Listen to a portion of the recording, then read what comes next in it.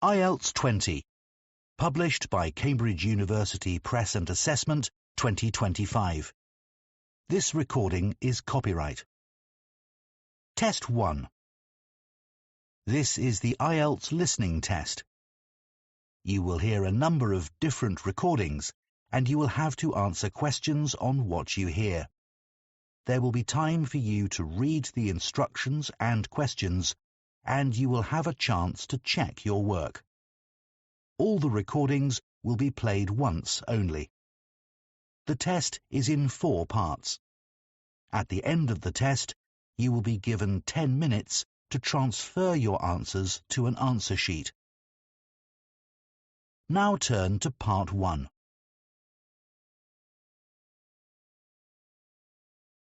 Part 1. You will hear a woman asking a friend for restaurant recommendations. First, you have some time to look at questions 1 to 4.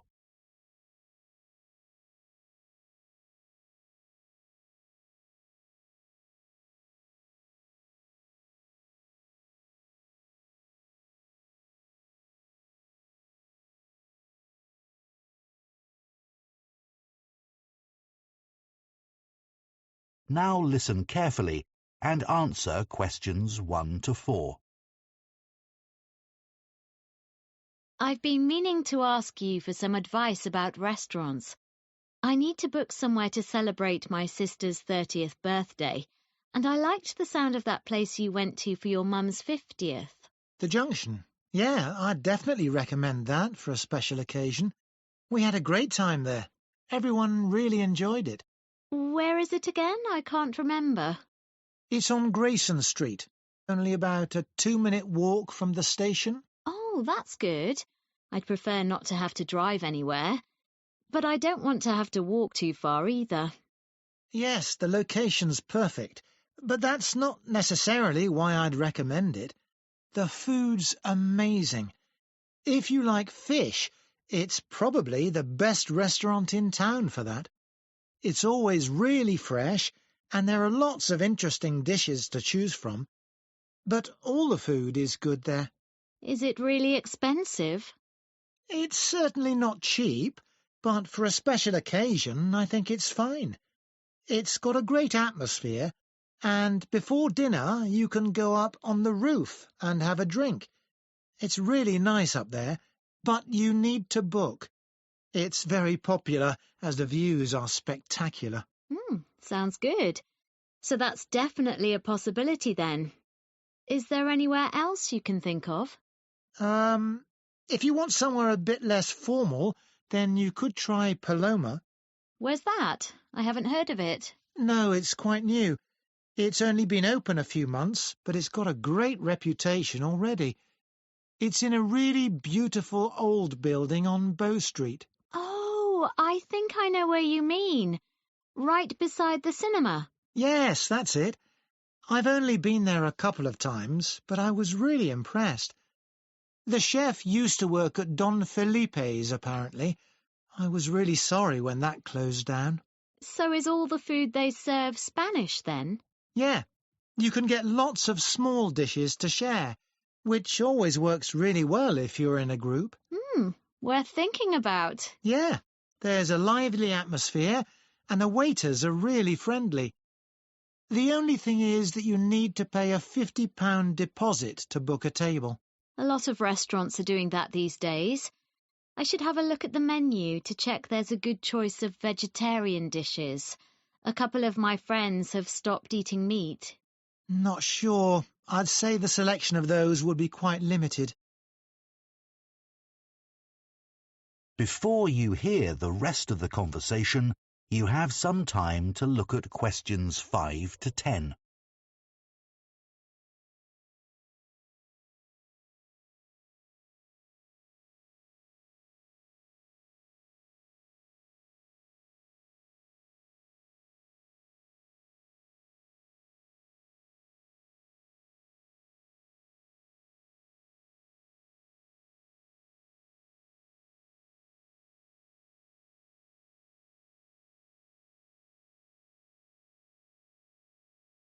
Now listen and answer questions 5 to 10.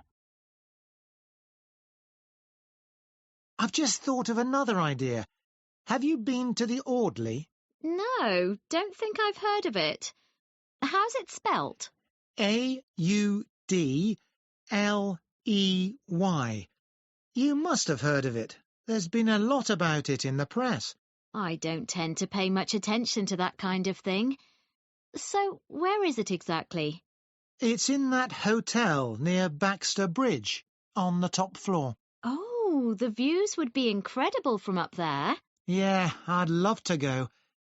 I can't think of the chef's name, but she was a judge on that TV cookery show recently. And she's written a couple of cookery books. Oh, Angela Frain. That's the one. Anyway, it's had excellent reviews from all the newspapers. That would be a memorable place for a celebration. Definitely. Obviously, it's worth going there just for the view, but the food is supposed to be really special.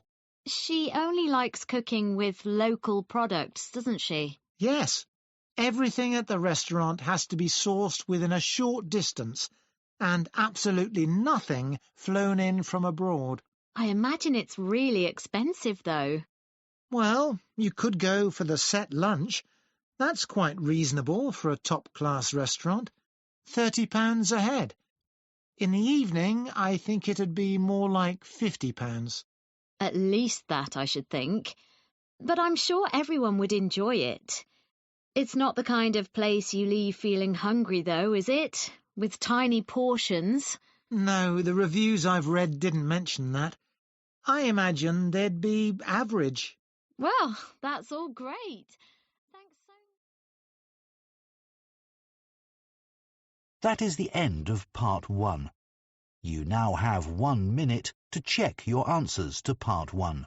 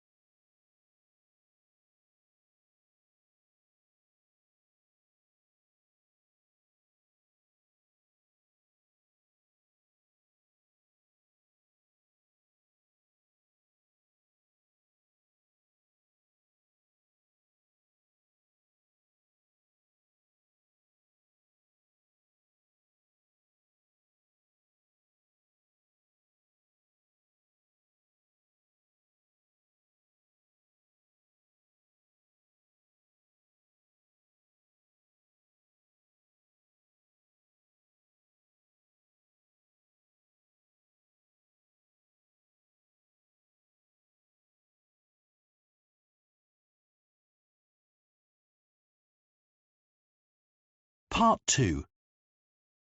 You will hear a potter, Heather McCallum, speaking to a group of people who are visiting a pottery, a place where people make pots and other objects from clay.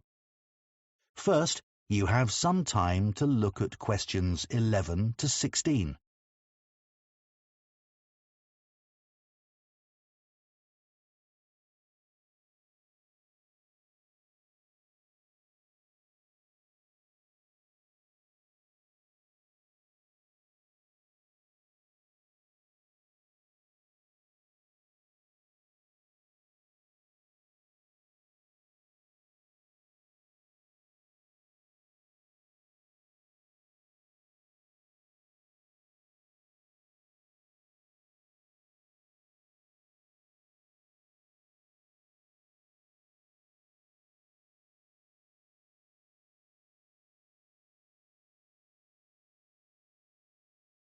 Now listen carefully and answer questions 11 to 16. Hello and welcome. My name's Heather McCallum and I'm one of the potters who work here at Edelman Pottery. Before we go into the workshop, I just want to say a bit about the craft of pottery. Then we'll have a look at the equipment and you can try making a pot of your own. Like many people, I'm sure you know that pottery as an art form is tens of thousands of years old, and we know this because it stands the test of time. Things like baskets and pictures don't survive in the earth in the same way that pots do. And even if ancient pots are found in small pieces, they still provide a lot of information about the past. There's no doubt that pottery has given archaeologists a fascinating insight into how ancient humans lived. The shape of an artifact may have been lost, but archaeologists can tell whether the pots were for, say, storage or cooking by examining the impressions on the clay, the scratches from tools, and the clay itself can reveal where the pots came from. When I ask people why they want to take a pottery class with me, they sometimes talk about these things. Like our ancestors, they hope that something they create will also last longer than they do, that their work, whether it is good or not, might say something about humanity many years after their death. Of course, you will all have your own reasons for coming here. As far as I'm concerned, what I love most is the concentration you need to make a good pot. That focus takes you away from the stresses of everyday life. If you're elderly, it's also good exercise for hands and wrists and helps with arthritis. And of course, it's a fun activity for children because it's so messy. Here at Edelman Pottery, we show you some of the basic pottery techniques so that you can use these to create whatever you wish. A gift for a friend, perhaps. Like nearly everyone who comes here, I'm sure this is the first time you will have tried the art. So we'll keep things simple today. Now, before we move on, can I just say a word about what you're wearing? As we said in our email, please remove any watches, necklaces, etc., and put them somewhere safe. If you have long hair, do tie it back now. We'll provide aprons later, but I trust your clothes are old but comfortable, not your favourite t-shirt or jeans. Before you hear the rest of the talk, you have some time to look at questions 17 to 20.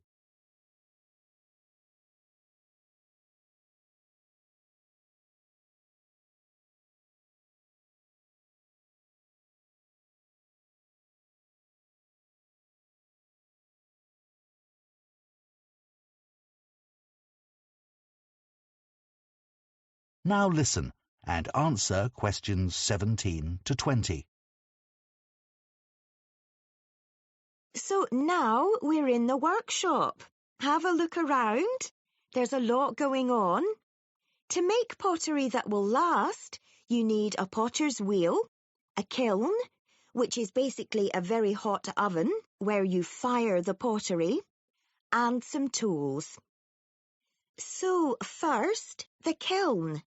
If you look over in the far corner, you'll see one of ours. Since their invention, kilns have changed very little, though in the past 20 years, a lot of progress has been made in temperature control. Basically, a kiln removes the water from clay at temperatures of around 1,000 degrees Celsius. This allows anything you've made to set permanently in shape. It's a pretty ugly, heavy object that's hard to keep in a house or flat, so most people don't have one. You may think, can't I use my oven? Well, that's possible, but domestic ovens don't really get hot enough, and eventually the clay will crack and fall apart. Some people fire pottery in a fire pit outside, but bear in mind that can be dangerous. You also need to know about safety procedures for kilns as they release toxic compounds into the air. Every potter needs a potter's wheel. This machine is used to shape the clay into an object with circular walls or sides, such as a bowl. Its invention revolutionized the pottery industry, allowing multiple items to be produced in a day. Lastly, there are a number of different tools that potters use, depending on what they want to make. When you start, your hands can make all kinds of shapes and curves without relying on a sculpting tool. However, there are some basic tools that you will need to handle the clay on the wheel. Some look very strange and have even odder names that you may find hard to remember. Rather than go through them all now, I'll just name a few tools as we go along. We can provide these, and I wouldn't recommend spending money on them yet. So, let's try making a pot of your own. If you sit down... That is the end of part 2. You now have 30 seconds to check your answers to part 2.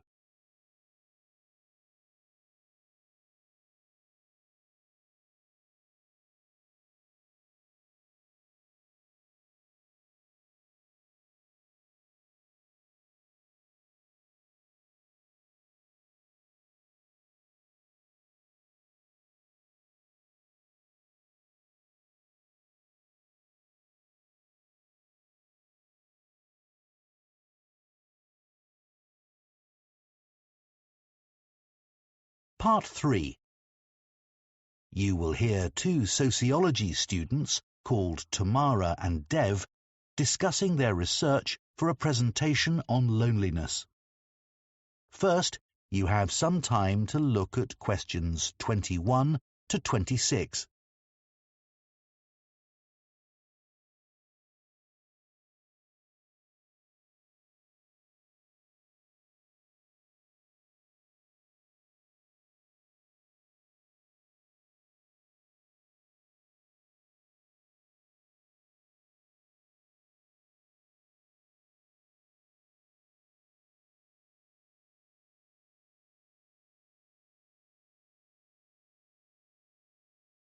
Now listen carefully and answer questions 21 to 26. Shall we go through the notes we've made from our research into loneliness now, Dev? OK, Tamara. It's been a real eye-opener. I had no idea that loneliness has been increasing steadily for the last 20 years. I know. And it's the same all over the world. The downside of a modern lifestyle, I guess. Did you come to any conclusions about what the reasons for the increase are? Well, I'd assumed it was mainly an issue for the elderly, but in fact it's something which affects young people just as much. So nothing really to do with longer lifespans. What about social media? In my case, far from making me feel isolated, it actually does the opposite. It definitely does more good than harm. I'd say loneliness has a lot to do with the way cities are designed. People living in high-rise flats with not much opportunity to speak to their neighbours. I think you're right. Another possible reason is that people are having fewer children and don't live in large extended family groups. But in this country anyway, that all changed decades ago. And yet loneliness is a more recent problem. I suppose so. A more plausible explanation is that people are having to move around for work and often end up living miles away from their family and friends. That's true. Looking at the studies on health risks and loneliness, there are claims that loneliness has as much impact as smoking 15 cigarettes a day. Or similar to the risks caused by obesity. But I'm not sure there's enough evidence for some of these claims. Well, what about that one in Finland, which showed that loneliness increased the risk of cancer by about 10%? And those findings have been supported by other studies too. You're right about that one. I was actually thinking of the studies on dementia. Some found no association between loneliness and dementia, and others found the opposite. Not exactly reliable then. There's been a lot of research on cardiovascular disease and whether loneliness contributes to that. Yes, I read that it was hard to reach a judgment, as the definition of loneliness varied quite a lot, and the responses from participants were too subjective. But there's no doubt that loneliness contributes to a weakened immune system. Unquestionably, the data on that is sound. What did you think about the evolutionary theory of loneliness? Well, I thought the idea that loneliness evolved because it motivated people to be with other people quite convincing. Survival often depended on group cooperation. But I don't think there's enough evidence to claim that there must be a group of neurons in our brains which influence social behaviour by making us feel bad when we're alone. There are a few studies which support the theory, but not conclusively enough. More evidence is needed. And anyway, this theory's not really useful when it comes to solving the problem of loneliness today. True. Before you hear the rest of the discussion, you have some time to look at questions 27 to 30.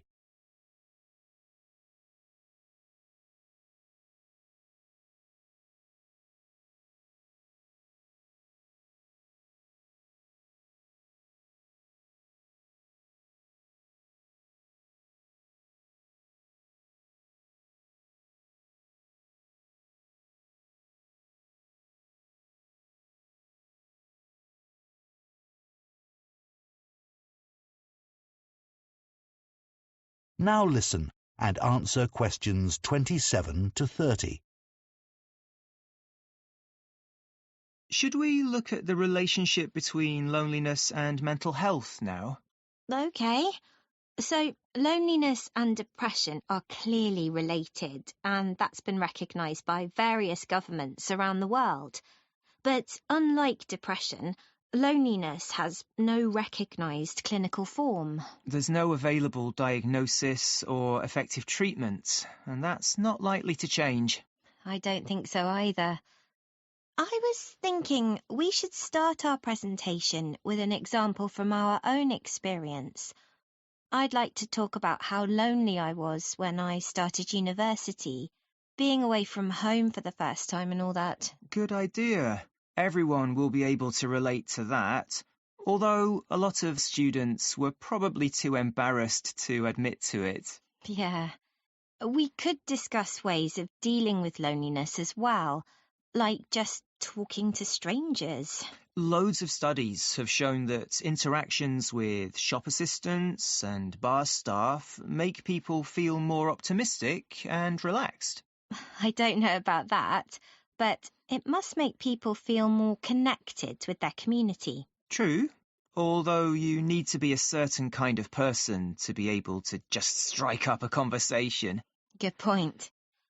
We should say something about solitude and how being alone and being lonely aren't the same thing. It's strange the way some people can't stand being by themselves while others love it. Yeah, the research shows a certain amount of solitude is beneficial for well-being, which I appreciate, but being alone isn't something I actually like. I'd never choose to go on holiday alone, for example. Me neither. Well, let's not... That is the end of part 3. You now have 30 seconds to check your answers to part 3.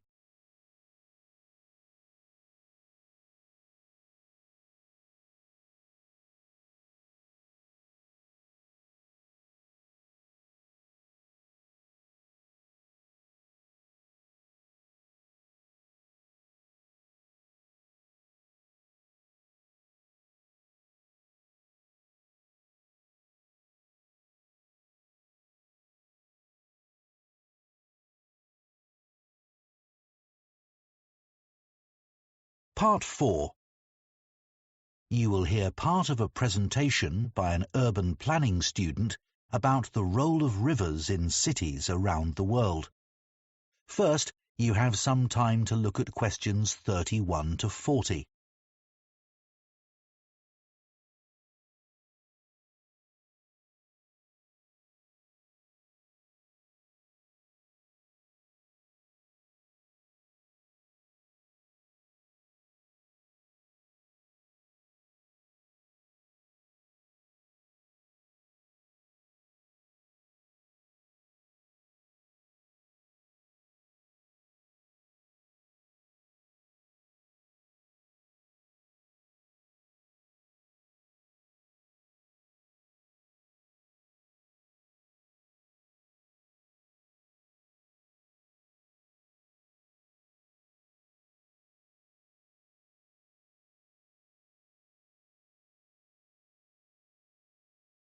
Now listen carefully and answer questions 31 to 40.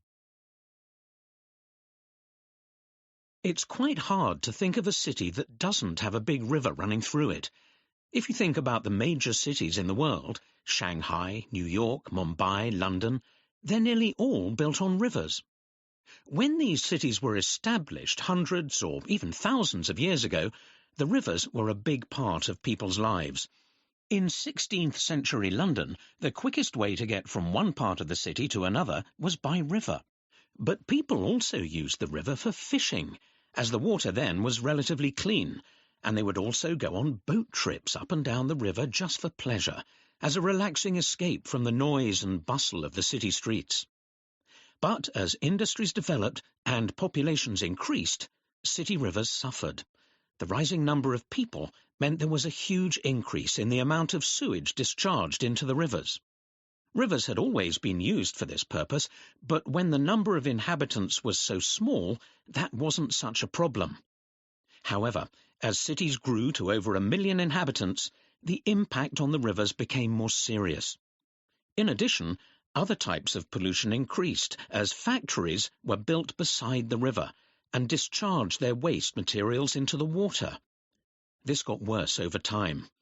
As recently as 1957, scientists at London's Natural History Museum declared that the River Thames was dead in biological terms, as the water was too filthy to support any kind of life. But in recent years, as rivers lost their industrial function, cities have begun to recognize their true value and to take steps to clean them up. For example, the River Thames is now cleaner than it's been for 150 years. These days, you can see seals swimming in the water, and recently people had to try to rescue a whale which had got lost and swum up the river from the sea by mistake. Unfortunately, they didn't succeed, but the problem was disorientation rather than the quality of the water. Then, all around the world, riverside areas are now seen as prime sites for development. Warehouses that were once used for storing goods are now being converted into expensive restaurants and also into apartments with river views, which are in great demand and sell for astronomical prices. In Los Angeles, on the west coast of the USA, an architect has plans to revitalize the banks of the river and to make a park there, which can provide facilities for sports as well as a natural environment for relaxing in. It's also hoped that the riverside can be used for other purposes. It's been proposed that facilities could be provided for displaying projects related to various kinds of art that have been produced by local people, for example. In the city of Paris, during the summer months of July and August, all the traffic is banned from the roads by the sides of the river, and the banks are transformed into beaches, where people can relax in deck chairs under potted palm trees, sunbathe, or buy a drink or a snack while enjoying the view.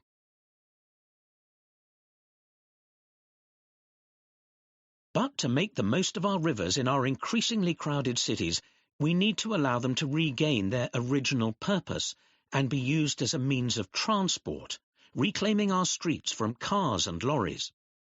To do this, we'll have to shift more traffic back to the river, but this time cleanly and silently, making the most of modern technology.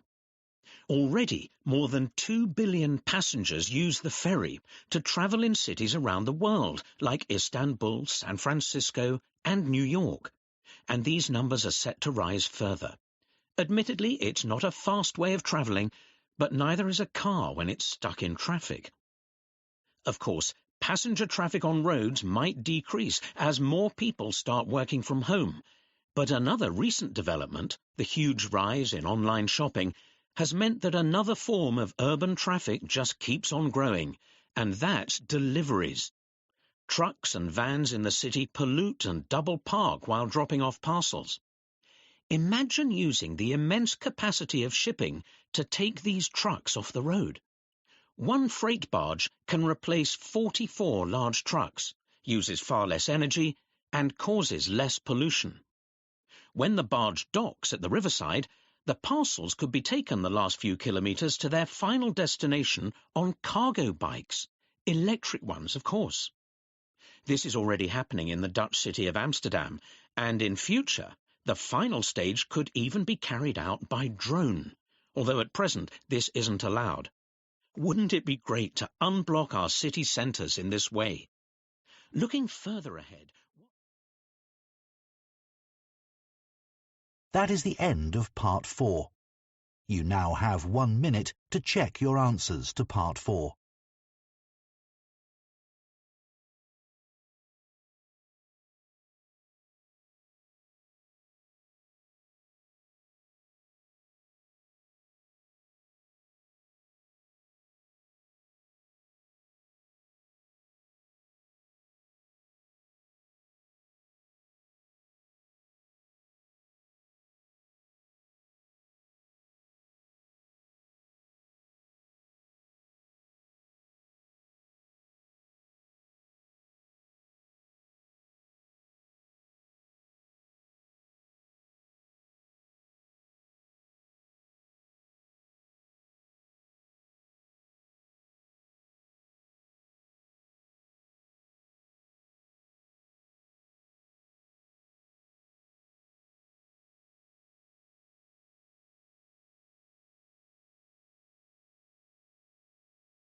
That is the end of the listening test.